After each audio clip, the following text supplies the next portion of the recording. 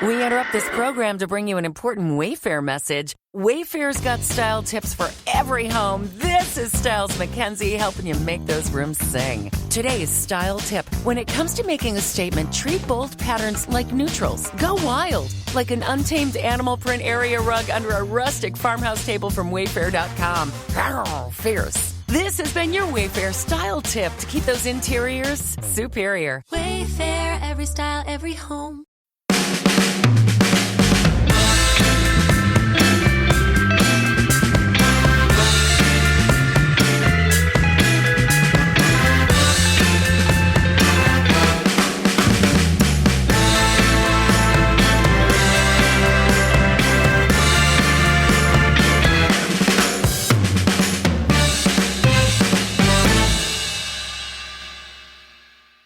So, Paolo, how you doing? Yeah, muy bien, gracias, muy bien. That's just me responding to you calling me Paolo. I'm good. You went a bit Del Boy then.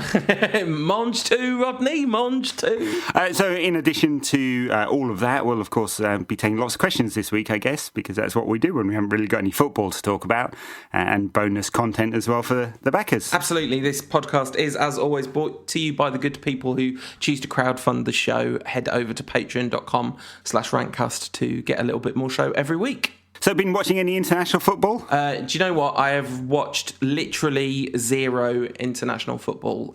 Yeah, me too. You didn't catch England's fabulous win against Malta. I did. In which the fans apparently booed Wayne Rooney. Or was it Wayne Booney? Hashtag agenda, that's what it is. Yeah, no, it's... I mean, that doesn't seem right, really, that they're booing their all-time leading goal scorer, to be honest. I mean, that's a bit of rich coming from me, maybe, but I would never boo him. No, you just throw virtual tomatoes at him in your weekly bashing of him, as we've discussed on this show before. Yeah, absolutely. The other thing that we've got coming up in this week's show, which we didn't put at the top of the show, is an interview with Nick at Man United Youth. You might know him as. The pleasure of a 15-minute catch-up with Nick to chat about the youth teams, particularly some of the very exciting talent in the under-18 squad. So there's some very exciting talent in the under-18 squad. Since we haven't got a match to review, should we just get straight to that? Go on, yeah. Let's hear from Nick. Always good value, Nick is. To be joined today by Nick from the Red. You listeners will no doubt remember Nick from a podcast that used to exist once upon a time, a lovely distant memory called the Red Mancunian Podcast. One at a time, I'm getting you all on. That's the plan. Thank you for doing this today, because I think it's fair to say you've been a little busy in the last few days. Yeah, a little bit, yeah. Just adding another youth of my own to the ranks. So it's good to get a bit of a break to do something different. So thank you for taking the time to do this. What has been going on at United with the young players? It's been an interesting season so far. Obviously, they won the Under-21 league last year, but the Under-23s aren't quite following in their footsteps so far. But on the other side of things, the Under-18s look massively better from what was a really poor season last year. So it's been up and down, but lots to talk about. So let's start with the older age group that's not been doing so well. What's that down to? It's just, I think you could probably put it down to maybe the latter end of Fergie's reign, where he took his eye off the ball a bit with recruitment. I think everyone's kind of agreed on that now. They had a few years in the under-18s where they didn't really bring many people in, so they had small intakes and the quality perhaps wasn't quite there that it had been in the past, and you're seeing that now filtering through to the old age groups. There's just such a shallow group of players to pick from, and it's always a bit like that for the whatever the reserve age group is, but particularly this season there's a lot of deadwood around, and a lot of the really good youngsters like Rashford and Fosu-Mensah obviously have already pushed on. You've got what looks like a really good under-18 crop now, but just in the middle there's a bit of a fallow period, which they're just going to have to weather, I guess, for a couple of years. And I mean, one of the things that I was wondering was that there has been quite a lot of churn, hasn't there? There's been a lot of young players leaving on loan or permanently that would otherwise maybe be in that under-23 team, but would be kind of wasting themselves in that league. Definitely, yeah. And I think maybe part of it comes down to the club. I know Nicky Butt's come out and said this new under-23 league, he's not a fan of it at all, and maybe you can see that in the fact that they're using the smallest squad possible and using the more promising youngsters elsewhere, either sending them out on loan, involving them in the first team, or keeping them down at under-18 level and sort of maybe fostering a really good group there to push for youth cup success and so on. So just kind of coping at under-23 level until maybe they got a bigger group of players to pick from in a couple of years. I mean, that under-23 thing, when Nicky Butt said it was ridiculous, it it definitely, not following youth football that closely, from the outside looking in, it does look ridiculous. How do you feel about it? It feels like they change it every year or every other year, and nothing really changes. I mean, I don't think anyone's really approaching it much differently. There's not too many 22, 23-year-olds floating around at clubs who haven't been moved on already, so it's not an awful lot different to an under-21 league. And the biggest problem with it is that they only play about 20, 22 games a season, with the odd cup game thrown in, and it's just not enough for people to really consider it worthwhile keeping their best youngsters around. It's not enough games, so you just end up with sort of the best of the rest, players who probably aren't going to make it playing against each other, and it's just all a bit sort of dull and uninspiring most of the time, with a few shining lights there, here or there. So who have been United's best of the bad bunch sort of thing so far? I think there's one who absolutely stands out, which is Axel Tuanzebe, who obviously Mourinho involved against Wigan straight away. You can see he was a fan right from the off, and he's stood out, and pretty much, he had a bit of an iffy game last time out against Everton, but he's been probably head and shoulders above everyone else throughout the season so far. I mean, they've won 2, lost 2 and drawn 2 in the league, so it's not been terrible, but they've had a couple of pretty shocking performances that, after Southampton, they got well beaten there, and Warren Joyce came out and had a bit of a rant about people coasting and assuming they were going to get a career out of this just because they're at United, and that got a bit of a response for a while. So, I mean, you've got Tuanzebe, Joe Riley's had a bit of first-team experience, and he's been very good as well. And other than that, there's not really too many people who stood out, to be honest. It's been some good performances here or there, but it looks like a squad where people ask me who the best player is, who's going to push on into the first team, and there's not too many you'd single out, unfortunately. Yeah, but Tuanzebe looks like it's strange, isn't it? Because we have to kind of reset our expectations again. Because if Van Gaal was still the manager, Tuanzebe would be like captain now or something, presumably. Yeah. But he does look like someone that would be. If we had a very kind of youth-minded manager, you'd be thinking he'd be in the first team pretty soon. Yeah, I mean, you'd say even with someone maybe not as youth-minded as Van Gaal, you'd see Tuanzebe as maybe the 4th centre-back in the first team squad ahead of a Jones or a Rojo or someone like that. Yeah. But maybe that will come over the season. Obviously, he gave him a bit of chance against Wigan early on. But yeah, he's so young as well. People, I don't think, realise that he's only just stepped up from the under-18s full-time. Yeah. So he's in his first year out of that group. And he's the captain now of the under-23s.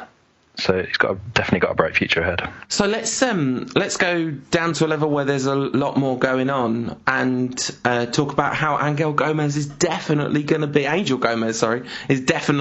the best footballer in the world without any shadow of a doubt. Definitely, without a doubt. Yeah, give it 2 or 3 years. It's a done deal. The whole team's looking pretty good, right? Yeah, I mean, it's a massive change from last year. They broke records for how poor they were last year, and obviously it's not always about results, but it was just a bit of an uninspiring group last year, especially as some like Fosu Mensah and Rashford out of the equation for much of the season. Tuanzebe pushed up, Roshan Williams pushed up, and what was left, it was just a pretty poor bunch. Not maybe there's some good players there, but just no depth. But this season they've recruited a lot of guys in. Some of the others are a year older and have improved massively. And some of the football they've produced this season has been fantastic. They scored 3 goals in 5 goals in 3 straight games. They've scored. They only had one iffy game against City where they lost, but otherwise they've been excellent this year. So we'll come back to Gomez because I definitely want to talk about him some more.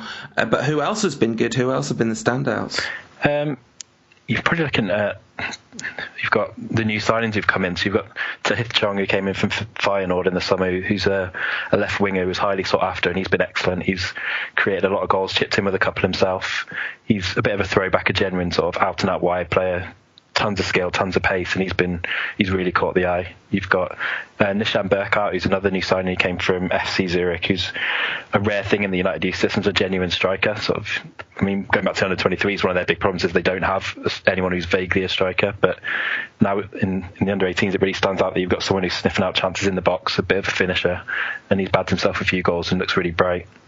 And some of the other players from last season who maybe didn't catch the eye so much, but who've really stepped forward this year, like Indy Boonen, who's another wide player, sort of creative player who's been brilliant. He's produced some sort of YouTube clips that people are raving about, some brilliant skills to set up goals. DJ Buffon as well, who came in on trial last season initially, and he had a bit of an injury disrupted season, but he's been fantastic this season, playing in midfield, a bit of a new role, and he's really stood out. And there's a long list of players really you could pick out who've been excellent this season. The Buffon thing's interesting because, like, I've watched the under-18s more than the under-23s, but not a lot. But every time I have, he looks like he's doing something interesting. Like, he just looks like a player with it. He looks a player, doesn't he? Yeah, and he's played in 3 or 4 different positions, and he's looked really at home in all of them. He's played left back, he's played wide on the left.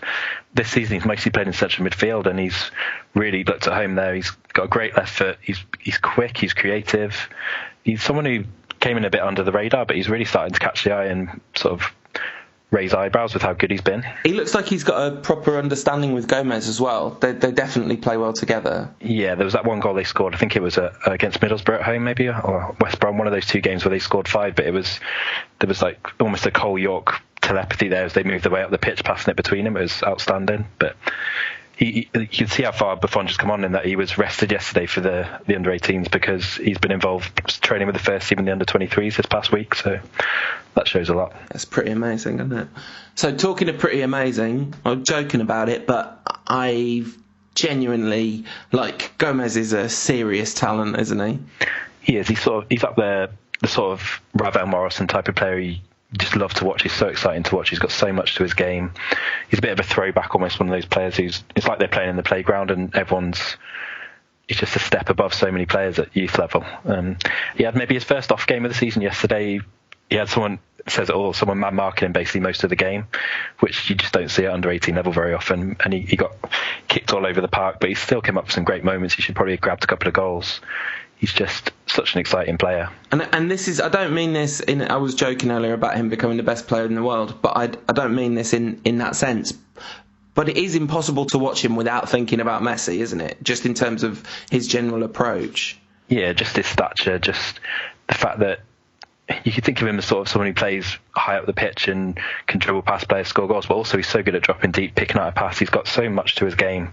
You couldn't pigeonhole him as a particular type of player, really. He's just hugely talented and still so young. He's only just turned 16, which is unreal. He's under 17s captain for England now, so really, really pushing on this season and still so much more to come from him. And I think, that what you said about his age, this is difficult for me to take. You're a much younger man than me, Nick, so you might be able to cope with this. But the year 2000 he was born. It's terrifying. I mean, we're getting to the point where we're going to have Premier League players born in the year 2000 very, very soon, which is horrifying. Not just the year 2000, right, but August the 31st as well. So, yeah, right. That's it. Literally one day later he'd be still an under 16. He'd be still at school, which is just phenomenal. And he just doesn't look at all overawed by playing, 2 years above his level? Yeah, I mean, he was involved quite a lot with the under-18s last year when he was stepped down. He's been talked about for several years. People have known, almost one of those players that you hear rumours about from when they're special. And yeah, he just steps up. He's so small in stature, but nothing phases him really, which is a fantastic sign. I wouldn't be surprised if we see him at under-23s towards the end of the season.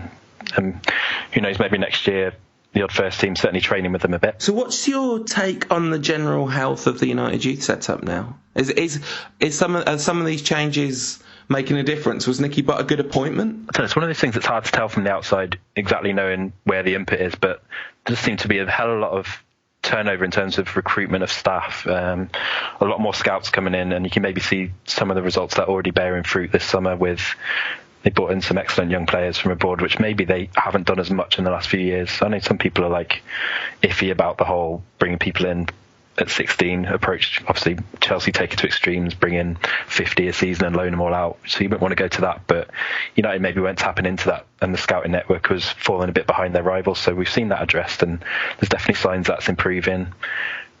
Just the structure of the academy, they seem to have got the head of the academy role split over 2 or 3 different people now, and I think Paul McGuinness was unfortunate last season when he got sacked as a manager. I think he was almost a sacrificial lamb.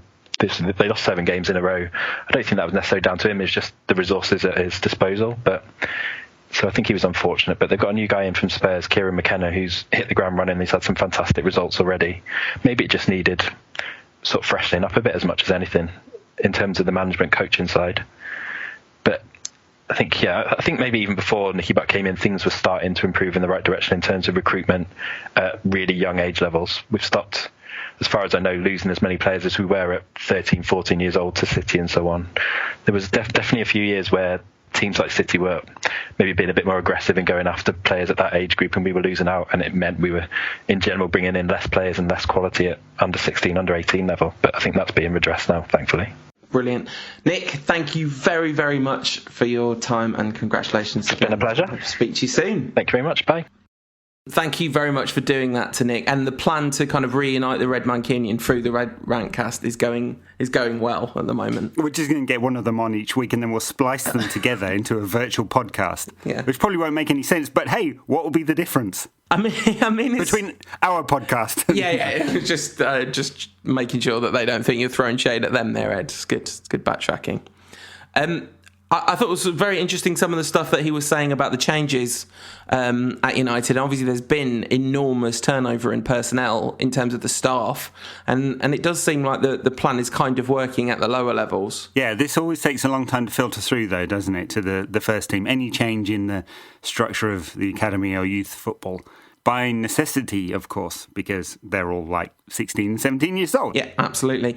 We talked about Angel Gomez in that interview, and the fact that he was born on the 31st of August in the year 2000. Wow, you see, he should... Well, not only is that scary because we're old, but if you're a reader of Malcolm Gladwell, he should be a total failure. Oh, yeah, right at the end of the school year, right? That's... Yeah.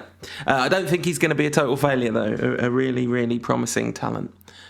Right, so the grown-up footballers have got to play a football match, and I, for one, am pretty nervous about this. You try and put your bullish United-centric head on, but out of the two teams, doesn't look like they're in quite different positions, it's fair to say. When I tried to address the subject of Jurgen Klopp doing quite well with Liverpool a couple of weeks ago on this show, you gave it the very, very coldest of shoulders. Are you prepared to discuss them this week? He still looks like a park drunk. So, part-time coach, part-time, swigger of some nasty potato vodka out of a brown paper bag. Yeah, they're doing all right. Hey, look, it's only 7 games into the season. I'm not going to acknowledge that they're actually good yet. But fourth in the table, 16 points. Some very good results recently. Obviously smacked Hull, but I think Mike Phelan's sort of honeymoon period has worn off, hasn't it? And Hull's struggling a little bit. And they won at Chelsea. Liverpool, very good performance there. Narrow win over Swansea at the last weekend, in which they weren't that good, really, given that Swansea are very, very not good this season. Sacked Guidolin after the game, didn't they? And appointed Bob Bradley and not Ryan Giggs. But we'll get onto that maybe a bit later. But so Liverpool doing well. They're on an upward trajectory from last season, in which they were very inconsistent. They're only just a little bit inconsistent now, much like us. Yeah, I mean, they won the first game of the season against Arsenal, and for 20 minutes in that game, they looked absolutely unstoppable, and Arsenal fell apart completely. But once they went 4-1 up, Liverpool kind of slightly collapsed. Then they lost at Burnley, and it was looking like the season might be a bit of a kind of, I don't know, a very mixed bag. But they've won every game since then, apart from a 1-1 draw at Tottenham, which is better than most teams will manage at White Hart Lane this season, I guess. Yeah, and the thing that really marks them out this season is the amount of goals they're scoring. So they've scored the same amount of goals as City. They look to attack in numbers. The game pressing is really working. They are pressing very high up the field. They're attacking in numbers, and they're trying to win the ball back in really dangerous areas. And it's starting to look like a Klopp team, isn't it? They're also giving up the fewest number of shots against them in the division, which I thought was interesting. I looked this up because I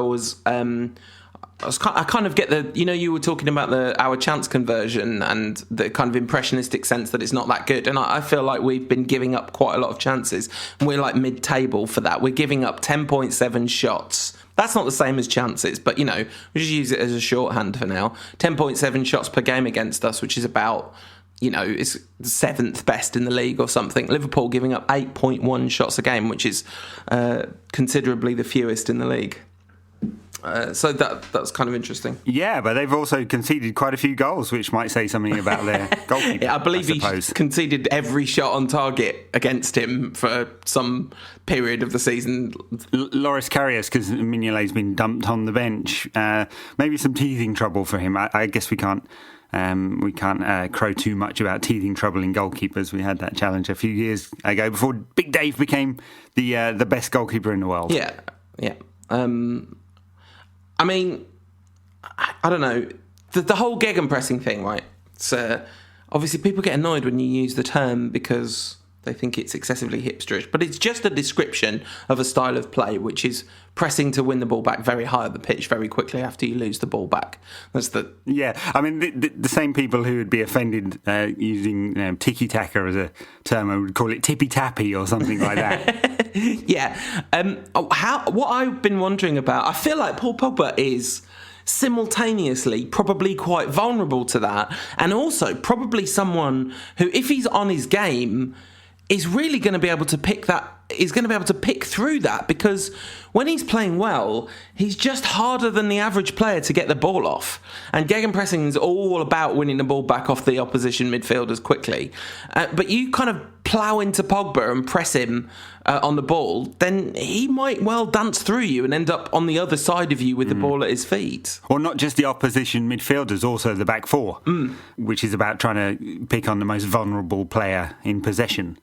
And so, and that will be an issue for United at the back, and may well cloud Mourinho's thinking, I suppose, or influence Mourinho's thinking in terms of who he picks at the back, because we actually have got some players who are very, very comfortable on the ball and might be able to work around that. It's going to be a fascinating contest. I mean, it seems like we found a balance in midfield with Ander Herrera sort of deep, very, very good last weekend in that deep position.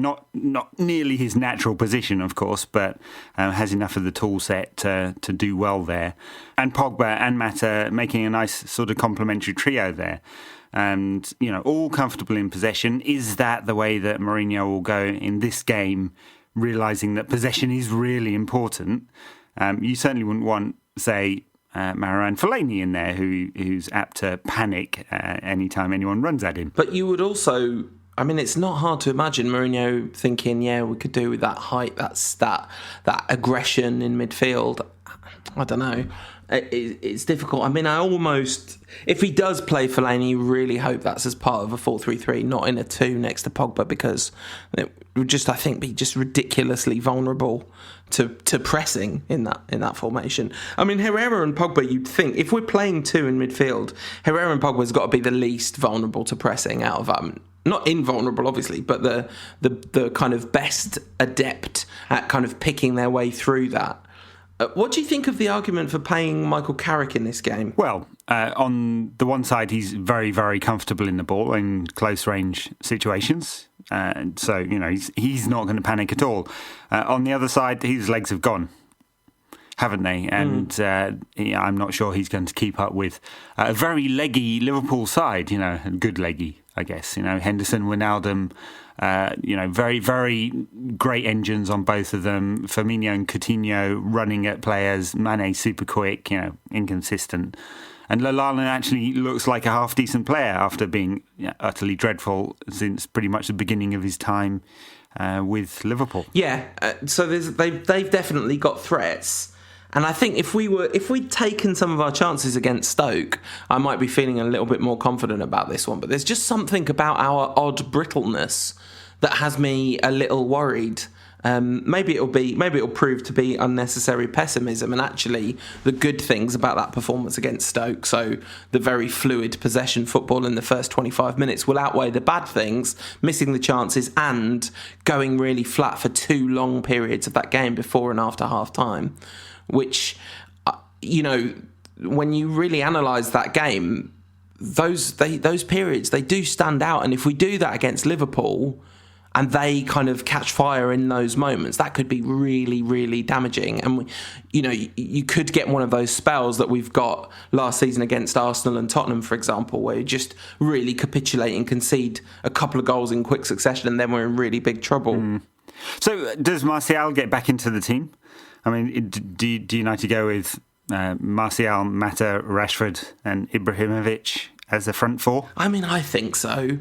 It would seem a massive shame for him not to. He's just just such a huge talent, isn't he? It seems like really wasteful not to use him. And I mean, I guess the fact is, we've got Liverpool on the Monday night, Fenerbahce at home on the Thursday night, Chelsea on the following Sunday lunchtime away, City the following Wednesday. So we've got this compressed, packed schedule against a load of heavy hitters and Fenerbahce, and so there's going to be a lot of time to play a lot of people. And I wonder whether Mourinho is just going to go to Anfield trying to kind of basically, I mean, not literally park the bus in an Inter Milan style, but really focus on being solid and play Lingard because he's not so interested in the other side of the pitch. Yeah, so on the right-hand side, it's typically been Coutinho, well, on Liverpool's left-hand side, typically Coutinho as the left-hand side of a front three. He's not really been playing as a number 10. They don't really play a number 10, Liverpool, at the moment. And Milner's been playing at left-back. So, I mean, I don't know. I'd fancy a speedster on that side. I'd fancy Marcus Rashford in the form that he's in to do some damage there and actually force Coutinho backwards. And, you know, I'd be erring on the side of positivity in my selection.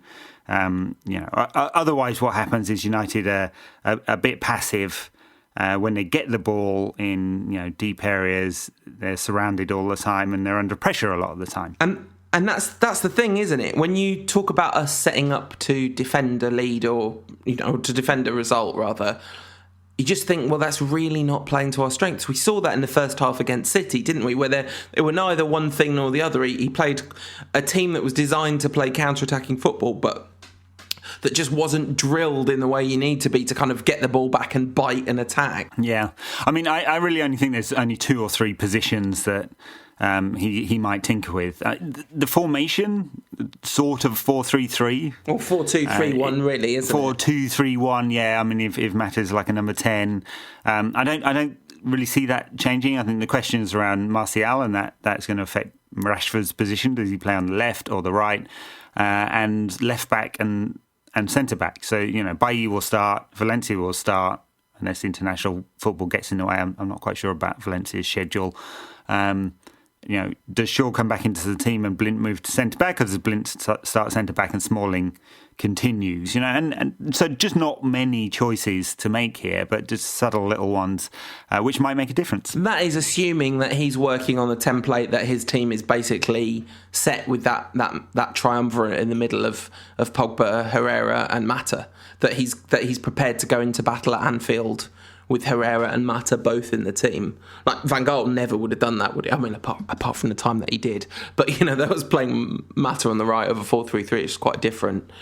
But, you know, assuming Mourinho's prepared to do that, which he definitely should be, there's no reason he shouldn't, then you're absolutely right. That's where the decisions are, unless there's a big surprise. And I say a big surprise, I mean a big shift, because I don't think it would be a complete... I'd be disappointed, but I don't think I'd be completely shocked if it's a midfield of Fellaini, Pogba and Herrera. Carrick. Yeah, I mean, I guess I'd be very surprised if he plays Carrick and Fellaini, but, you know... No, I mean, you know, I'd be feeling much more negative about this if Van Gaal was in charge, of course, because you could almost predict the negativity there. But Mourinho, you know, he seems to have, at least in terms of his starting team and the general approach, the City game aside, attacking intent. And, you know, he's very reactive as a coach, isn't he? So he's willing to change things up very quickly if they're not going well, or if United scored with 20 minutes to go, you know that a striker is coming off for an extra defender. Sure. And, you know, we just have to get used to that with Mourinho because that's the way he is. But I think generally speaking, United have had an attacking outlook to start with. And, you know, that's been pretty good. Yeah. So, we'll see. I mean, one thing I should say about Lingard, you know, we're both talking about dropping him, basically. He made his debut for England this week. I didn't see the game against Malta. I really couldn't be bothered to waste 2 hours of my life watching England or Malta, mostly watching England. But by all accounts, he had a decent game. I mean, it's Wembley, isn't it? It's the Jesse Lingard National Stadium. You got to play. That's right. You got to play Jesse. I'm surprised he didn't score a beauty. Yeah. I mean, yeah, and I don't think it's automatic that you drop him. I don't think he's been terrible. No, he's playing all right. You know, and the thing is, Martial is a much more dangerous offensively. And I don't think you give up that much defensively, although Lingard is very, very smart in terms of his defensive positioning. You know, you can see why he's in the team. He's not going to let anyone down in terms of his positioning, tracking back, defending, energy, work rate. It's just those little moments, you know. If it comes down to a half chance, who do you back to put that ball in the net? Martial or Lingard? You know, it's going to be Martial every time, isn't it? The defence is fascinating, and I think I would err on the side of playing Blint at centre-back and playing Luke Shaw at left-back, because I think Luke Shaw gives you so much on the counter-attack, although, of course, Blint's super smart use of the ball is great from left-back, but Blint's use of the ball from centre-back against Liverpool's attack is... Yeah. I mean, the thing is, Liverpool is a bunch of Diddy men up front. Coutinho, Firmino, Lallana... And it's, Blint really excels against the big man, doesn't he? Yeah, but this is true. Like, I thought you were going the other way. True. I thought you were going to go with, so Blint should be okay. And I was going to go into a rant about how Blint is absolutely fine against big, tough defenders. His problem is movement. Sometimes his concentration goes. Yeah. But, I mean, I wouldn't be against Blint playing in the centre there, just because the distribution of the ball is very good, and just having that calmness away from home is pretty useful, and he's not going to get bullied by that front three for sure. He never really gets bullied anyway, and just hope he switches on. Yeah, and it's funny that we're on opposite sides of the argument we're normally on in a way, but I feel like the one thing I'm this might be a bit reactive based on the City game, but I worry about Blint in big games for United at centre back. I don't know whether that's completely just arbitrary and just based on the fact that the City game went a bit wobbly. So that's the kind of freshest memory. Anyway, so that's Liverpool. What do you think the result's going to be? You going for a United win? No, I mean, the thing is, of course, this literally goes without saying, but the extent to which you want a United win, it's Liverpool, but also we've dropped a load of points already and we really need to get back on track. And this would be... Yeah, need a big result against a big team. This would be huge to win it.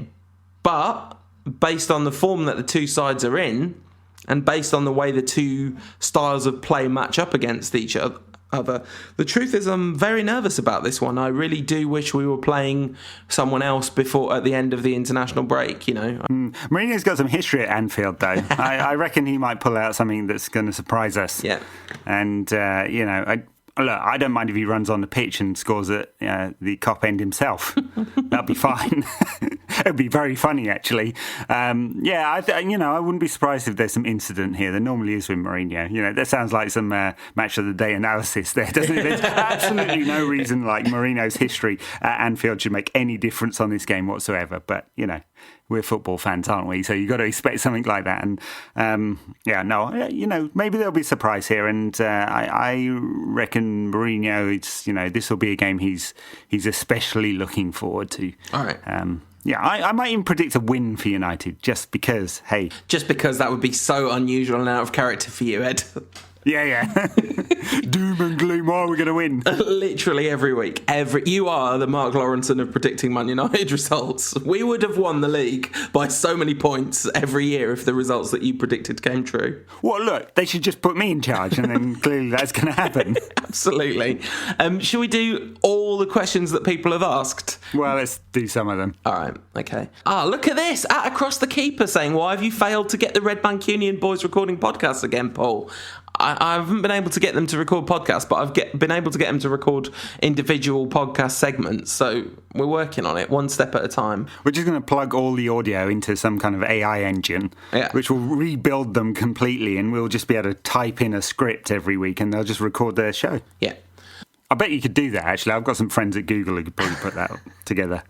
I like it when you record a load of video on your phone and Google cuts it together to like a jaunty soundtrack and sends it to you. Sometimes that's really inappropriate, depending on when you've been recording. I don't know, I was at the beach when we played Bournemouth, and I recorded a load of peaceful cliff scenes and the waves and all that kind of crashing, gently lapping against the shoreline, and then Google cut it together with a beat going do do do do do do. Wait, here are the gentle waves. It was good. Recording my parents' funeral funerals after a tragic car accident. Not good. The At Across the Keeper has a serious question as well, which is something we've talked about on the show a lot. And we'll probably discuss this briefly now because it will come back up. But Herrera plus Pogba plus another as a midfield three, discuss. If it wasn't for the existence of Juan Mata, this would be a complete automatic for me. And Juan Mata being what in that equation? Well, my thing is that Juan Mata would stop us doing this, because I think if you do this, you can't put Mata in the side, because I don't think you can play that midfield three like Herrera, Pogba and Schneidlin or Carrick, say, with Mata on the right. Yeah. I think then that becomes sort of a bit ponderous, really. Mourinho's found Mata's place. Right, he has to play at 10 or not at all. Yes, and I want him in the team every week. I'd have him in the team every week, and I'd have Herrera in the team every week, and I'd have Pogba in the team every week. I'd also like a proper defensive midfielder. So we're probably going to have to play 12. That's why if you put me in charge, we're going to win every week because we'll have 12 men on the pitch. I mean, in terms of the balance of the midfield, a Carrick type playing alongside Herrera and Pogba is absolutely perfect. Yeah, you play a 6 alongside 2 number 8s, and you've got a wonderfully balanced midfield automatically. Pogba on the left kind of opens him up. It's all his best performances for Juventus came in that position. Definitely his best performances in the Euros for France came in that position. And even just playing him alongside Herrera has freed him up to... you want Pogba thinking about as little as possible, really. You want him to be free to express the best of himself without feeling like it's all on him. Right, and, nominally he was sort of on the left, wasn't he? Most of his touches came on the left against Stoke, and most of Herrera's touches came down the right. He was just very smart in terms of his defensive play when he had to do it. And, of course, that wasn't that much with Stoke having sort of about 30% possession or so.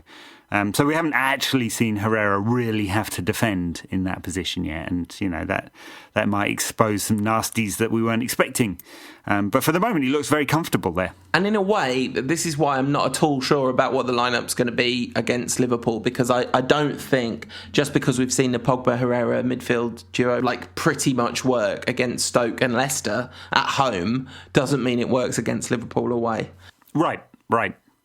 Yeah, but we know that Fellaini doesn't work anywhere, home or away. Definitely not. Fellaini works as a kind of last 20-minute battering ram. Fine, just fine.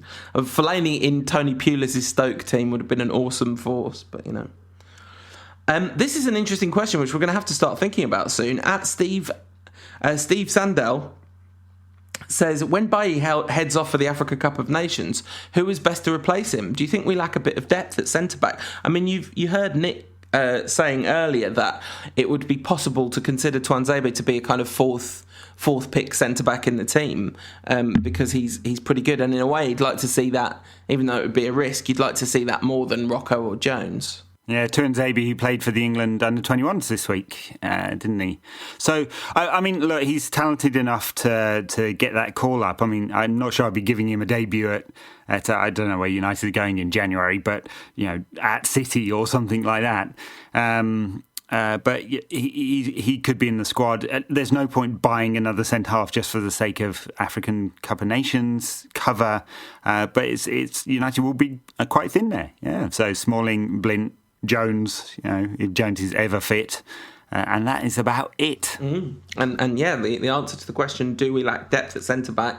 We definitely lack depth at centre-back. And I would not be surprised at all if Mourinho invests heavily in a centre-back next summer. Just stick Ibra back there, he'd be brilliant. I don't think there's a question about this. Ibra scored 1 goal in the last 470 minutes of football, and that was a kind of spawny goal against Zorya.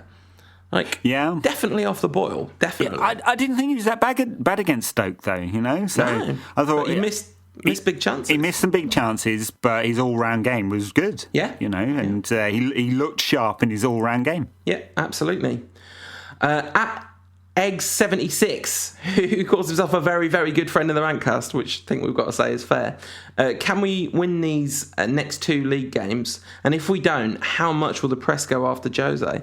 The press will absolutely hammer Mourinho if we lose the next games. Liverpool because of the United rivalry and his history with that. And then, I guess by the next 2 games he means, he's not including Fenerbache in that, he means Liverpool and Chelsea. Yeah.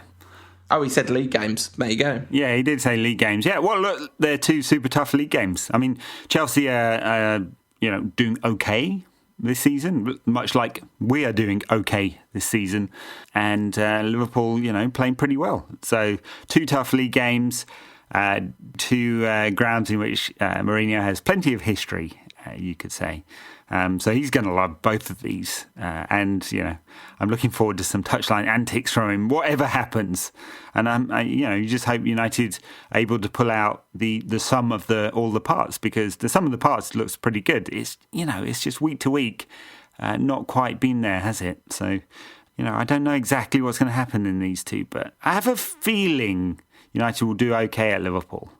And maybe that just gives some real impetus for some progression from where we've been. Well, last time you had that feeling, we went and scored 4 goals in the next half of football that we played. So, Yeah. So not only should I be United's coach, but I'm also like Eileen Drury or something like that. All right, Mystic Meg. At Kraken Dragon says, will Wayne Rooney still be a United player in February? Yeah, probably. Yeah. I mean, I obviously the answer is probably yes. But I tell you what, for once, he does not seem to be playing the PR game very well. No, he's in total denial, isn't he? Yeah, that pre-England round of kind of pretty spiky press quotes where he's talking about, I'm a really good midfielder, and he absolutely chucked Allardyce under the bus, saying I was following instructions when I was playing in deep-lying midfield, so Allardyce was completely wrong to say that, I was playing where I wanted to play, and who was he to tell me where to play? Yeah, Rooney's best position is wherever the last manager picks him and tells him to play, according to Rooney. But the thing that seemed odd was it almost seemed like he was gearing up to take on Mourinho. That's what maybe I read too much into those quotes, but normally it feels like Rooney's actually a very canny operator in these games, and that's why he wins them so often. But it felt like he was sort of saying, in spite of the fact that Mourinho had said he wasn't a good midfielder, Rooney was basically saying, I don't care what anyone says, I am a good midfielder. And I feel like that is not a smart game for him to be playing in terms of staying at the club. No. Adam Joseph, who writes now and again on United Rant, pointed out that there's more than £40 million left on Rooney's contract. There's not too many clubs around the world going to be prepared to take that on. No, that is definitely the key factor in all of this. Friend of the show, Adam Joseph, as well, of course. Of course. At Shrikanth_Nima says, hasn't it been difficult to assess where our team stands this season when compared to our competitors? I agree. I keep just looking at the team and thinking, if we'd won that Stoke game by the margin that we should have done, which was 2.7 goals to 1.1 goals, according to Mike Cayley's model, if that was the case, then you'd be kind of feeling a bit more buoyant again. But there's just something up with us. There's definitely something up with us. We're not where we should be, but nor are we in the doldrums. No, that's right. And if you play that 2.71 XG forward, United are going to score a lot of goals this season. So, we'll see where that model actually goes. You don't want to show that model to anyone at FIFA, though, because they will come up with a scoring system in football that looks something like that. Infantino is currently proposing a 48-team World Cup. What is wrong with him? I know, which would basically be one round of 16 teams playing each other for the right to qualify for the next round, the group stages. So a bunch of teams would go home after playing one game. Put loads of pressure on whoever the hosts are to have lots of stadiums available, I guess. Really very odd. If you're going to go down that route, if you're just going to be a sop to all the members to try and get their votes, you might as well just say the World Cup's open to everybody and just have it straight knockout. Yeah, all the teams in the world. All the teams in the world, it's open, yeah. Sounds great. Let's do that. It's better than a 48-team World Cup, though, that's for sure. It'd be good. England would go down to the Solomon Islands or Tuvalu or something like that and lose. Yeah. My friend Josh says, why haven't I been on the podcast yet? It's coming, Josh. You know it is. At United Thought says, is Griezmann really what United need? We already look very top-heavy at the moment. No, I mean, this is definitely true. Well, theoretically, yeah, we look top-heavy, not scoring that many goals. Well, no, but in terms of a place for him in the squad, in the first team, it's not immediately evident, especially if you kind of take for granted the notion that his best position is second striker. Then that's really... He'd then be battling out with Mata for number 10, which means you've got two people fighting for a number 10 spot when actually we might be needing to move away from the idea of playing at a number 10 to get the best out of Paul Pogba. This was definitely a dilemma that France had in the Euros. But Griezmann's fantastic, and Zlatan's only going to be here for a couple of years. So, another really top drawer attacking talent isn't a terrible idea. If United have the money and want to spend it, I'd be quite happy for them to spend 60 million on Antoine Griezmann. No problem at all. He's a great player. Yeah. I mean, whether he's what we need, I think, that's a very difficult question to answer definitively. But it would be lovely to have him in the squad. All right, at that MASH guy, who I met IRL at an Awate gig, which was very cool, says, we're a couple of months into the season now. Where do you think United will finish? I can't say I think we're going to win the league anymore. I did think we were going to win the league in yet another fit of optimism. I think United will finish in the top 3. Yeah, but do you think we'll finish first, second or third? Well, I said second at the beginning of the season, so let's stick with that because we're only 7 games in. Okay. But yeah, I don't think United are going to win the league. I mean, you'd have to suddenly develop a lot more consistency than they have done in order to do that. And they're, of course, 5 points behind City already. Yeah, and 6th in the league already, although that's not, obviously it's going to shake out a bit. But yeah, I mean, there really isn't a position between first and 5th, I guess, that would massively shock.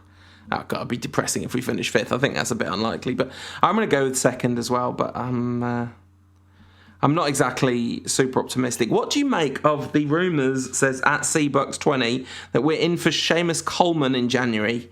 Do you think he'd be a good signing? Well, I mean, it's one that does rounds all the time. He's a very good player. He's not getting any younger, so he's only 28, 29 or something like that now. So I don't know if it'd be a long-term purchase. It's probably an awful lot of money.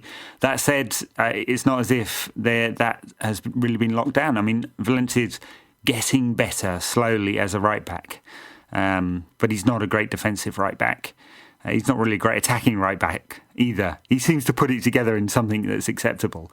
Tuanzebe, he's been okay for a while. Yeah, it's been one of our better performers, our most consistent performers this season, definitely. Would you pick him as the league's best right back? I'm not sure I would, or anywhere near the world's best right back. So if you're looking for a step up in class. Ander Herrera said he was the world's best right back. Yeah, Ander Herrera's very nice. He's a nice chap. Sure, why not? I don't know if Coleman's the right player at the right kind of money and the right age. But he's probably an upgrade on what we've got already. But does he maybe fit into that category of, do you just want an upgrade when you then got expensive players on the books and all that, but actually you're kind of overall not getting yourself to the level where you need to be? Yeah, there's always a risk there.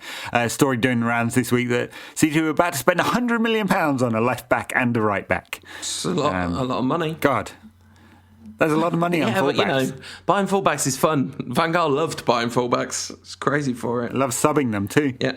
Well, once you bought more, you got to play them. At Pogbrahimovic says, is it true you faked the broken PC as a way of disguising your sacking on Football Manager 16? History will vindicate me. You will find that the save file is intact from when it was last streamed on Twitch. We'll be back streaming this week. The PC is back in situ. Is the history saved on Twitch? Yeah. There's no cheating going on here. This is legit. We are not sacked. I think we might be top of the league, actually. Know what he's talking about? Not doing great in... We didn't get into the Champions League because I messed up the qualifier. Anyway, the whole point is... Oh, yeah. I messed up the qualifier for the Champions League, so we're in the Europa League. But I think we might be top of the league. Griezmann's in that team. So, that's the main thing. At Sean KTL Ace, says, new look Steve Bruce, would you? Have you seen what Steve Bruce looks like today, Ed? I have not. What does he look like? All right, so fire up Twitter, go to my profile, scroll a couple of tweets down, and look at the incredible picture of Steve Bruce. This is worth the wait, listeners, believe me. All right, I'm having a look, and Brucey has got a very sharp haircut, and he looks like he's been a bit airbrushed. He's wearing a lot of makeup. Yeah, sure. He was on telly when this picture was taken, but doesn't he look great? I mean, he's obviously lost a few pounds. The hair is like proper strong look hair. He's gone for an Alan Pardew haircut. Yeah, he really has. I think this is a kind of long view play for the England job. I think he's read Soccernomics, that thing that says all football managers have got really good hair. So, yeah. Is it thicker than it used to be? I'm not sure if it's thicker than it used to be, or if it's just that he's allowed it to go its natural grey, and he just got a hairdresser to do a really good job on it. I mean, I admit this is not really a visual feature. This is kind of a visual feature for the podcast, but, you know. Anyway, very good. Might be after the Villa job, right? Yeah, which is weird. Another ex-Blues manager at Villa. That's going to go down really well. Worked great last time. Yeah, exactly. Although, I think it's probably fair to say that Steve Bruce is a much better championship-level manager than Alex McLeish.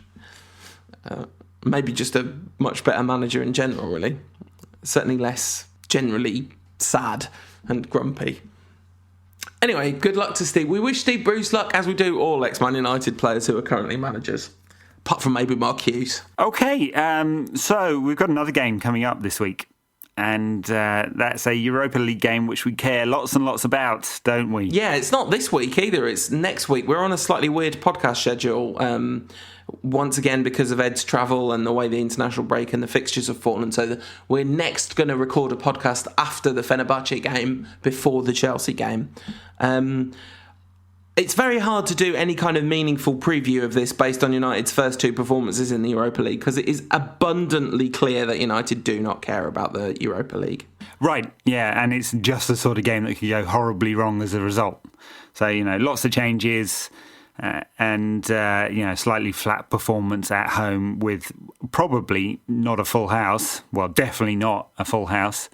Nowhere near. No, and it might go badly wrong. I was at the game many, many moons ago when United lost their first home European tie to Fenerbahce, who won 1-0. And there were lots and lots of Fenerbahce fans very happy about that one. So they are top of the group at the moment, having 1-1 drawn one. So they drew with Feyenoord, right? Oh, did they? No, I think they beat Feyenoord and drew with Zorya. Yeah, that's right. Beat Feyenoord, drew with Zorya. And Feyenoord beat us, of course, away. And the one thing that's really nice about this fixture is it will be a chance to say a proper kind of send-off for Robin van Persie, who was kind of ignominiously flung out the door without a chance to say goodbye the first time round, and definitely, deserves a bit of a hero's welcome, I'd imagine, at Old Trafford. He certainly does, and he'll get a very good welcome at Old Trafford, won't he? And I'm looking forward to that. No Nani though, because he went to Valencia during the summer. So they've got some decent players, Fenerbahce, apart from Robin van Turkey. Yeah. That's a great spoonerism, Robin van Persie. Oh, Robin van Turkey. Yeah. Oh God, please let that happen. Simon Kjaer, who's a very, very talented youth central defender. His career went a little off. He didn't really fulfil all his stuff. Mehmet Topel, very long time Turkish player and captain. Martin Skrtel, the not very good ex-Liverpool defender. Yeah, can we talk about how bad he is again? It's quite bad. Yeah. Jermaine Lenz, long-time Bundesliga. They've got some good players. They have. They've also got football manager legend Moussa Sow, a player that will always come up as a player you should buy in maybe FM 15, that might have been. And a guy that's playing very well for them at the moment, who is Sousa, the Brazilian defensive midfielder. Has a couple of goals this season already, but just general good all-round performances. Emmanuel Emenike, there's a name I haven't heard for a long time. Yeah. Anyway, so plenty of goal threat. They're a decent side if we're not at it. Because, this is a horrendous stereotype about Turkish teams, but you would expect them to be properly up for it, wouldn't you? Oh, yeah, but Turkish teams don't travel very well, so that's all right. Yeah, I mean, I think this is going to be a very tricky fixture because I don't think United are mentally right in this competition at all. No, but maybe the fans will be up for it. We'll give them hell. We'll throw them some prawn sandwiches or something. How many people do you reckon will be there? 50 to 60,000, something like that, I guess. Maybe. How many was it against Zorya? Let me have a look. Let me look at that up. Manchester United Zorya attendance. So they closed the top of K stand for the Zorya game, which was very sensible. There was the official attendance at Zorya was 58,000. So if that's the case, then I guess the official attendance here will be 65 or so. You'd think more people will come. Fenerbahce a bigger draw than Zorya. Van Persie coming back. Official attendance, of course, includes season ticket holders who don't go, no? Right, yeah. I'm not sure how that works in the Europa League. Well, they'll have had to, well, yes, or if they didn't opt out and bought the ticket anyway. Yeah, absolutely. So I'm saying official attendance 65,000. That'd be my guess. So that's probably 60, 50, 58,000 or so in the actual stadium. A decent. I don't think it's going to be half empty. I mean, they might have to close a tier again, but I don't think that's particularly bad, is it?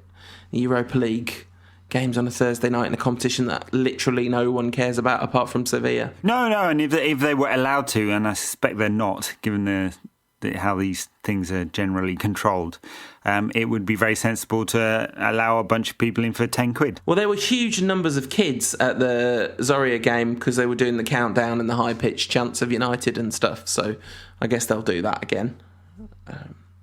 Yeah, I mean, it's just not a proper competition, is it? We could preview the game all you want, but United are not going to care about this, and Fenerbahce are probably too good not to care about, so Fenerbahce are probably going to win this game, I would imagine. That would be my prediction, certainly. Wow. I'm going to go for a draw. Okay. Do you think United are going to make it out of this group? They might not, Well, if they don't win this game, definitely not. No. I mean, not luckily, there isn't a third tier of European football. You can get bumped down to you finish third in the Europa League group. That would be awful, wouldn't it? Yeah, that would be bad. Football playing against some kind of Icelandic side or something. Double football detention. So we've got 1 point out of the first two games, which is obviously not a disaster if you then... we've got 3 points out of the first two games. So everyone's going to beat Zorya, except for Fenerbahce, who already didn't beat Zorya away from home. I don't know. We could probably still squeak through, but if we lose here, say Feyenoord beat Zorya, then Feyenoord and Fenerbahce will be on 6 and 7 points. We'll have to get a result at home against Feyenoord. It's obviously doable, and then away in Turkey and away in Ukraine. And of course, their manager is Dick Advocaat, who's been around a lot. Yeah. Yeah, nearly 70 now, and has managed more teams than many people have been to games. # friend of the Van Gaal. Okay, so I think that'll do for a show, barring a couple of predictions, Ed. I'm going to go for a 1-0 win at Anfield and 1-1 at Old Trafford. All right. I'm going to go for a 2-2 draw at Anfield and a 1-0 defeat at Old Trafford. You're so negative, Paul. That's always been your problem. So stay tuned. If you are a Patreon listener, we're going to do some bonus content coming right up. If you want access to the bonus content and you're not already a backer, this show has no ads because we are crowdfunded. So head over to patreon.com/rankcast if you want to get involved.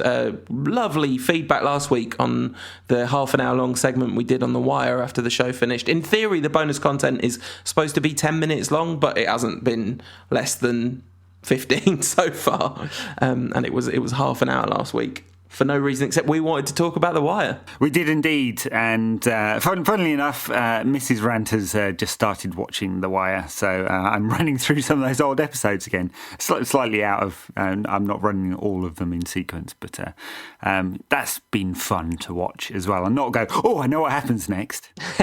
Yes, a lot of people messaged saying actually that they were going to rewatch The Wire after hearing us talk about it again, because it was a reminder of how brilliant it is. Anyway, this week I think we're talking about other podcasts we like, so yeah, that's what you're missing out on if you're not backing us at patreon.com/rantcast. Anyway, you can follow me on Twitter at UTDRantcast. You can follow Ed at United Rant. You can follow Tom, our producer, at Teej Sound. He does a sterling job here every week making us sound okay, and the stuff that he actually records and edits is incredibly good at his job. So if you're looking for a sound person, hire him. I've got a big plug. I've got a short film coming out on the UMax It YouTube channel, which is about fathers and sons and football. It's coming out probably today as you hear this, if you hear this on Monday, or it's already out if it's after Monday. I'd really appreciate everyone watching that, because I put a lot of time and love into it. And yeah, so that's my plugs out the way, and we'll see you next week. Bye. This podcast is part of the Sports Social Podcast Network.